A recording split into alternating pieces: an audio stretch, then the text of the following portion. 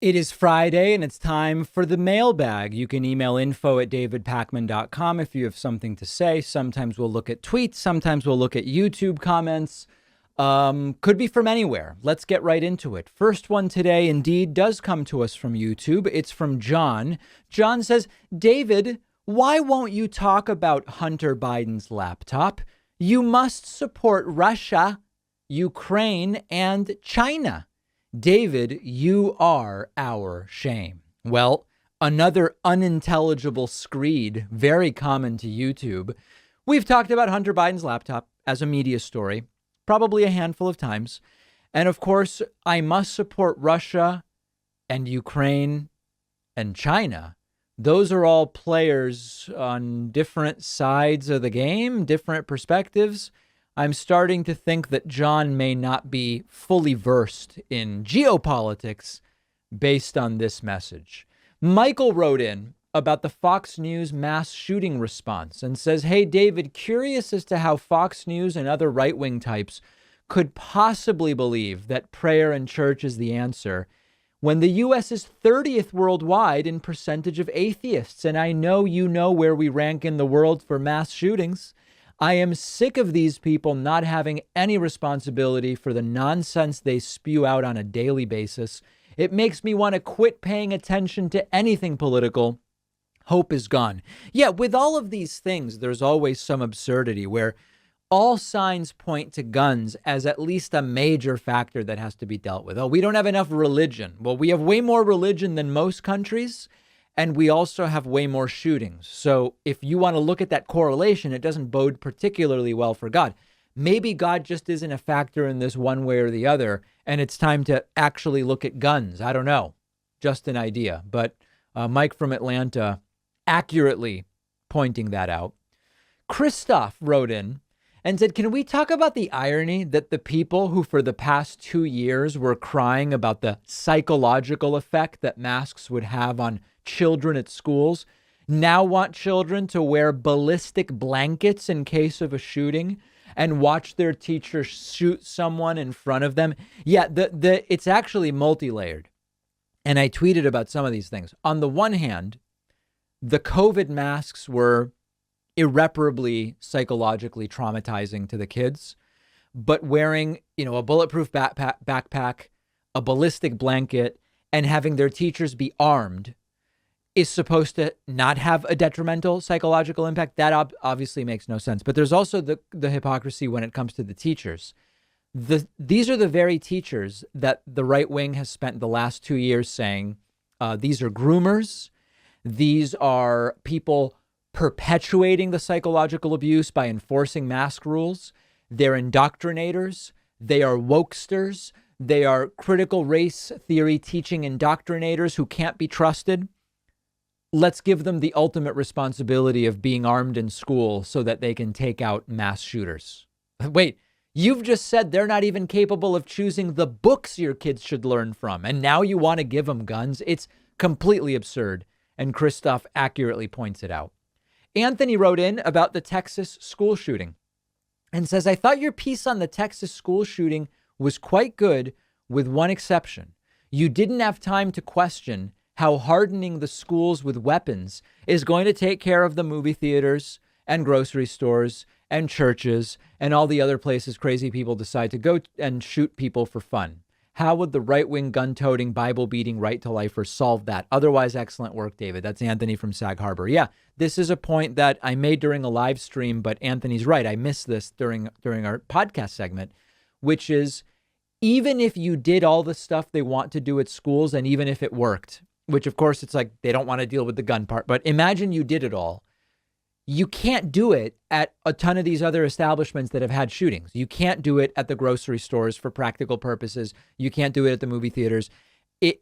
Now, it's fair to say we need different solutions to different problems. That's absolutely fine. But again, at some point, you've got to deal with the guns. You're not going to have solutions to all these things without ever dealing with the guns, which is exactly what they want to do.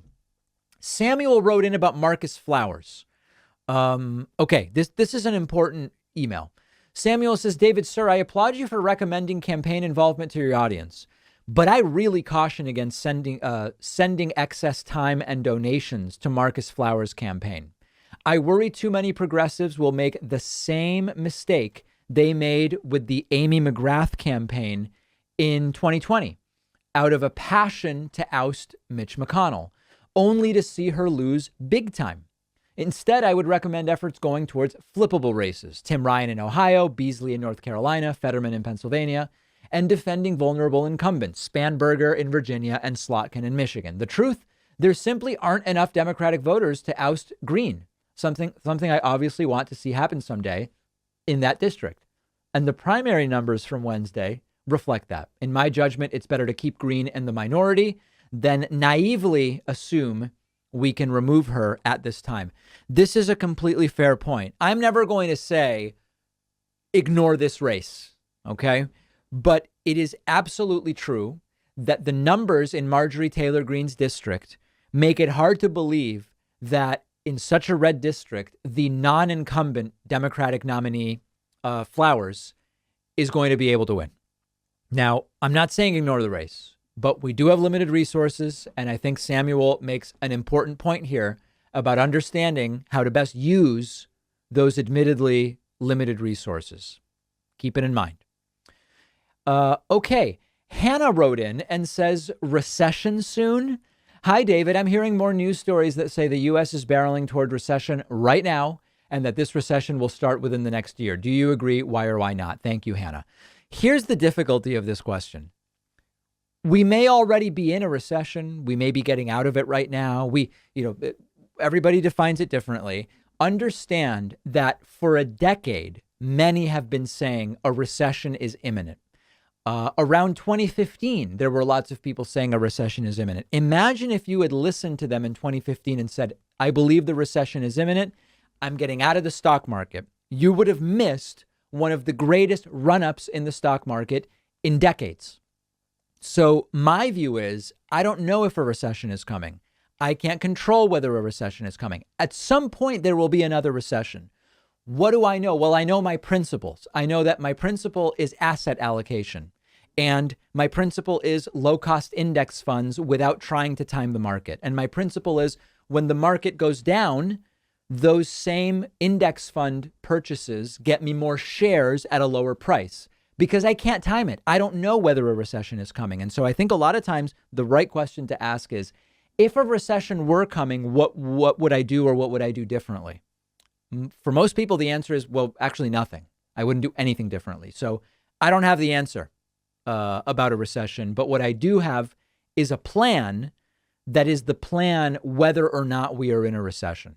I hope that makes sense.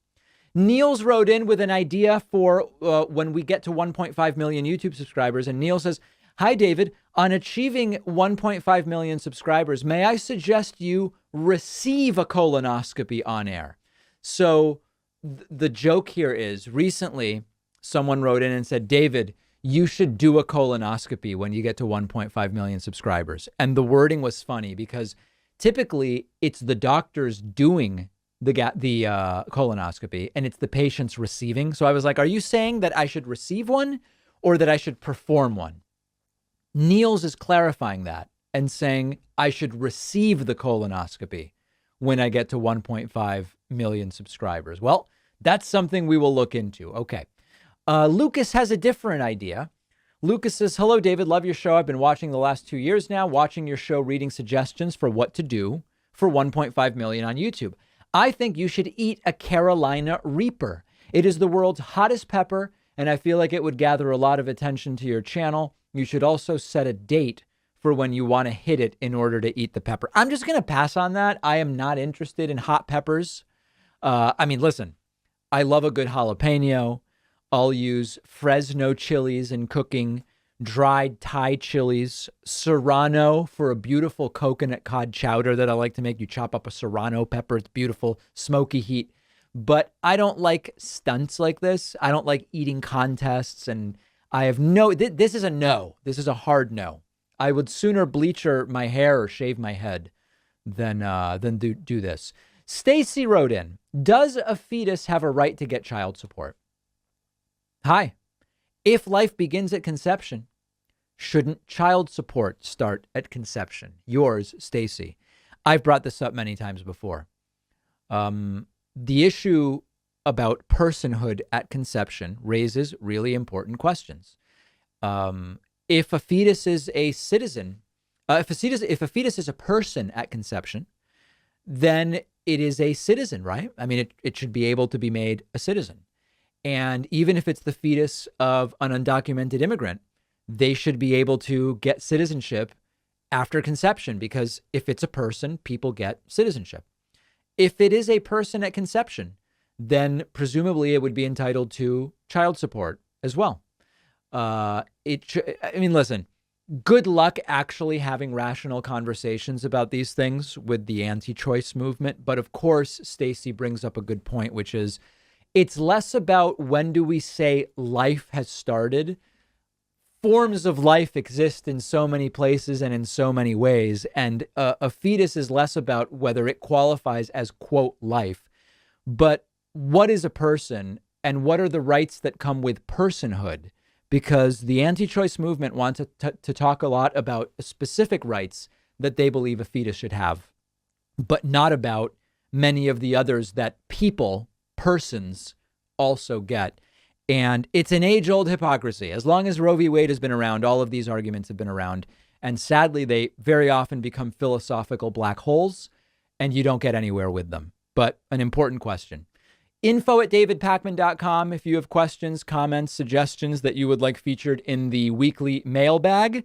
Make sure that you are signed up at joinpakman.com. Get a membership, get the bonus show, and get the commercial-free audio and video feeds of the show every day, 6 hours before they are published to everybody. Joinpakman.com is the place to sign up.